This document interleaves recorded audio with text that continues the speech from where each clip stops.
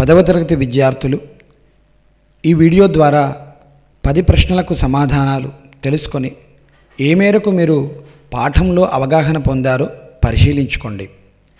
జీవన భాష్యం రచయిత ఎవరు? జీవన భాష్యం రచయిత సినారె. వింధ్యావళి బలిచక్రవర్తికి ఏమి అందించింది? వింధ్యావళి బలిచక్రవర్తికి ఏమి అందించింది? బంగారు కలశంలో నీళ్లను అందించింది. అలిశెట్టి ప్రభాకర్ గారు రసాయనశాలగా పద్మవ్యూహంగా దేన్ని వర్ణించారు?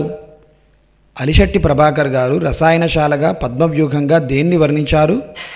పట్టణాన్ని వర్ణించారు.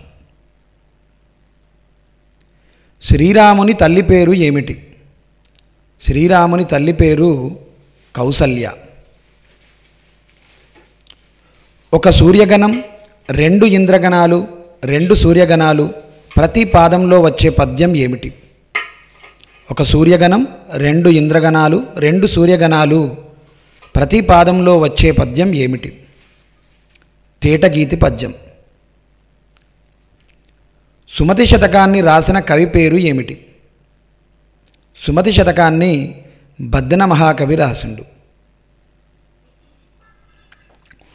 ఈ పద్యాన్ని పూరించండి. ఈ పాదాన్ని పేరైనన్ గలదే శిబి ప్రముఖులున్ బ్రీతిన్ యశక్కాములై.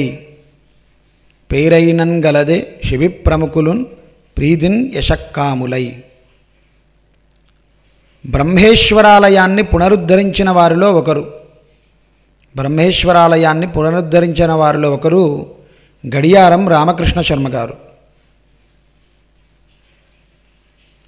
ఎవరి కంచుగంట మ్రోగినప్పుడు శత్రురాజులు కలవరపడ్డారు?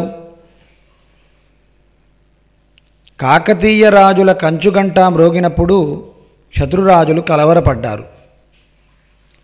కాలు సేతులు సంధి పేరేమిటి?